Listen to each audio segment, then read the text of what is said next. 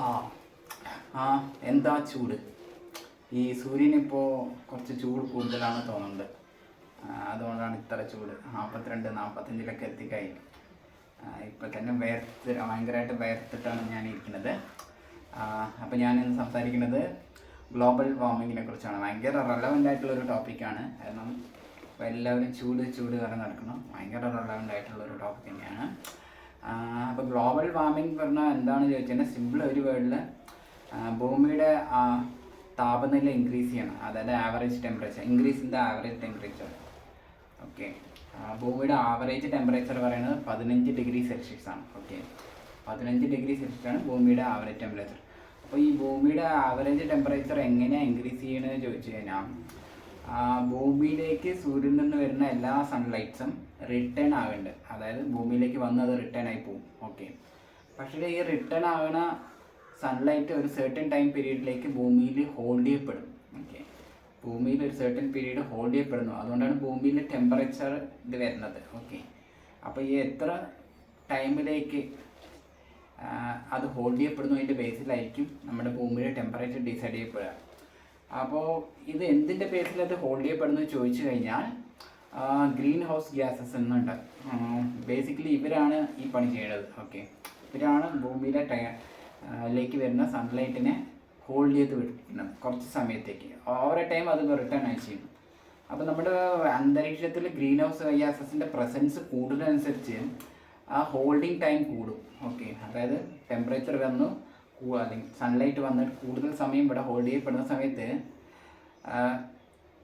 Automatically temperature increase ആവും. Okay, അപ്പോൾ ഈ ഗ്രീൻ ഹൗസ് കുറേ ഗ്യാസുകളുണ്ട്. ഗ്രീൻ ഹൗസ് ഗ്യാസിൽ അതിൽ ഏറ്റവും ഇമ്പോർട്ടൻ്റ് ആയിട്ടുള്ള ഒരു സാധനമാണ് carbon dioxide. Okay, mainly carbon ഡൈ ഓക്സൈഡിൻ്റെ ഉപയോഗം കൂടുന്നതിനനുസരിച്ചാണ് ഇതിൻ്റെ എഫക്റ്റ് വരിക. കാരണം ബാക്കിയുള്ളത് കുറച്ചുകൂടെ നമ്മളധികം യൂസില്ലാത്ത ഗ്യാസസ് ആണ്. പക്ഷേ കാർബൺ ഡൈ ഓക്സൈഡ് ആണ് ഒരുപാട് ഹ്യൂമൻ യൂസ് ഉള്ളത്. അപ്പം കാർബൺ ഡൈ ഓക്സൈഡിൻ്റെ പ്രസൻസ് എത്രത്തോളം ഉണ്ട് അതിൻ്റെ ബേസിലാണ് നമ്മുടെ ഭൂമിയുടെ ടെമ്പറേച്ചർ ഭയങ്കരമായിട്ട് ഇൻഫ്ലുവൻസ് ചെയ്യപ്പെടുന്നത്. ഇപ്പോൾ കാർബൺ ഡൈ ഓക്സൈഡിൻ്റെ പ്രസൻസ് അന്തരീക്ഷത്തിൽ വളരെ കുറഞ്ഞു കഴിഞ്ഞാൽ ഭൂമി ഭയങ്കരമായിട്ട് തണുത്തു പോകും. തണുത്ത ഒരു ഗോളമായി മാറും. ഓക്കെ, കാരണം ഭൂമിയിലേക്ക് വരുന്ന സൺലൈറ്റ് എല്ലാം ഇമ്മീഡിയറ്റ്ലി റിട്ടേൺ ചെയ്യപ്പെടുകയാണ്. അതായത് ഹോൾഡ് ചെയ്യപ്പെടില്ല. നമ്മൾ ഈ ഹോൾഡ് ചെയ്യപ്പെടുന്നതുകൊണ്ടാണ് ടെമ്പറേച്ചർ കിട്ടുന്നത്. ഓക്കെ, ടെമ്പറേച്ചർ ഇമ്മീഡിയറ്റ്ലി റിട്ടേൺ ആകുന്ന സമയത്ത് എന്താവും, അത് ഹോൾഡിങ് ഇല്ല. അപ്പം കൂളിംഗ് എഫക്റ്റ് ആവും. അതേപോലെ തന്നെ കാർബൺ ഡൈ ഓക്സൈഡിൻ്റെ പ്രസൻസ് കൂടിക്കഴിഞ്ഞാൽ അതിൻ്റെ ഓപ്പോസിറ്റ് ഇമ്പാക്റ്റ് എന്തായി, നമ്മൾ തീഗോളായിട്ട് മാറും. കാരണം ഭൂമിയിലേക്കുള്ള വരുന്ന സൺലൈറ്റ് ഒരുപാട് കാലം ഹോൾഡ് ചെയ്യപ്പെടുകയാണ്. ഒരുപാട് കാലം ഹോൾഡ് ചെയ്യപ്പെട്ട എന്തായി, ഓട്ടോമാറ്റിക്കലി അതൊരു ഹോട്ട് ടെമ്പറേച്ചറായി തീഗോളായിട്ട് മാറും. അപ്പോൾ ഇത് കാർബൺ ഡൈ ഓക്സൈഡ് നമുക്ക് ഒരിക്കലും കുറഞ്ഞും പോകരുത് എന്നാൽ കൂടിയും പോകരുത്. കാർബൺ ഡൈ ഓക്സൈഡ് എന്ന് ഉദ്ദേശിക്കുന്നത് ഗ്രീൻ ഹൗസ് ഗ്യാസസ്. അതിൽ ഏറ്റവും മെയിൻ ആയിട്ടുള്ളത് കാർബൺ ഡൈ ഓക്സൈഡാണ്. ഓക്കെ, അപ്പോൾ കാർബൺ ഡൈ ഓക്സൈഡ് കൂടിയാലും പ്രശ്നമാണ്, കുറവാണ് പ്രശ്നമുണ്ട്. അപ്പോൾ ഒരു സെർട്ടൻ ലെവലിൽ കാർബൺ ഡൈ ഓക്സൈഡിനെ മെയിൻറ്റെയിൻ ചെയ്യുക പറയുന്നത് ഭൂമിയുടെ ടെമ്പറേച്ചർ മെയിൻറ്റെയിൻ ചെയ്യാൻ വേണ്ടി വളരെ ഇമ്പോർട്ടൻ്റാണ്. അപ്പോൾ ഈ കാർബൺ ഡൈ ഓക്സൈഡിനെ ഡയറക്റ്റായിട്ട് എഫക്റ്റ് ചെയ്യുന്ന ഏതൊക്കെയാണെന്ന് ചോദിച്ചു കഴിഞ്ഞാൽ നമ്മുടെ ഈ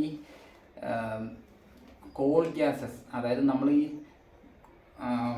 പെട്രോളിയം പോലത്തെ പ്രോഡക്ട്സ് ഇല്ലേ, പെട്രോളിയം, ഡീസൽ ഇതുപോലത്തെ അപ്പോൾ ഗ്യാസസിൻ്റെ യൂസ് ഭയങ്കരമായിട്ട് കാർബൺ ഡൈ ഓക്സൈഡ് പ്രൊഡ്യൂസ് ചെയ്യുക. അതാണ് നമ്മൾ ഇൻഡസ്ട്രിയലൈസേഷൻ അത് ശേഷമാണ് ഈ കാർബൺ ഡൈ ഓക്സൈഡിൻ്റെ എഫക്റ്റ് ഭയങ്കരമായിട്ട് കൂട്ടിയിട്ടുള്ളത്. 1970-60 അവിടെ നിന്നാണ്. അതുവരെ നമ്മളൊരു ലെവലിൽ കാർബൺ ഡൈ ഓക്സൈഡ് ആയിരുന്നു ഇതെന്നുണ്ടെങ്കിൽ അതിന് ശേഷം നമ്മൾ ഈ യൂസൊക്കെ തുടങ്ങിയതിന് ശേഷം വളരെ കൂടുതലായിട്ട് കൂടുകയും അത് ഭയങ്കരമായിട്ട് നമ്മുടെ ഭൂമിയുടെ ടെമ്പറേച്ചറിന് എഫക്റ്റ് ആകുകയൊക്കെ ചെയ്തിട്ടുണ്ട്. ഓക്കെ, ഓവർ ടൈം അതുകൊണ്ടാണ് ഇപ്പോൾ ഈ ഇലക്ട്രിക് വെഹിക്കിൾ അങ്ങനെയുള്ള സാധനങ്ങളുടെയൊക്കെ ഇമ്പോർട്ടൻസ് ഭയങ്കര ഇൻക്രീസ് ആണ്. കാരണം അങ്ങനെ വരുന്ന സമയത്ത് നമ്മൾ ഇത് യൂസ് ചെയ്യുന്നില്ല.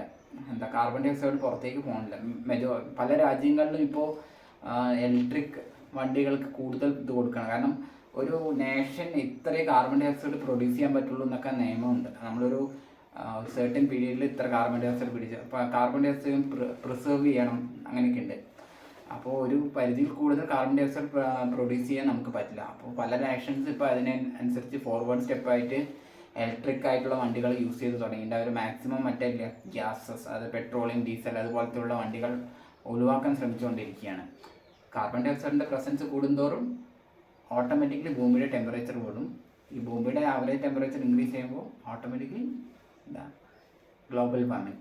ഓക്കെ, ഇപ്പോൾ 15 ഡിഗ്രി ഉണ്ടാവും. ഇനി കുറച്ച് കൊല്ലം കൂടി കഴിയുമ്പോൾ ഈ ആവറേജ് ടെമ്പറേച്ചർ മാറിയും കൊണ്ട് 20 ഡിഗ്രിയിലാവും. അപ്പോൾ നമുക്ക് നല്ല ചൂടായിട്ടുള്ള ഒരു ഭൂമി എൻവയറമെൻറ്റിൽ സൂപ്പറായി ജീവിക്കാം. ഓക്കെ.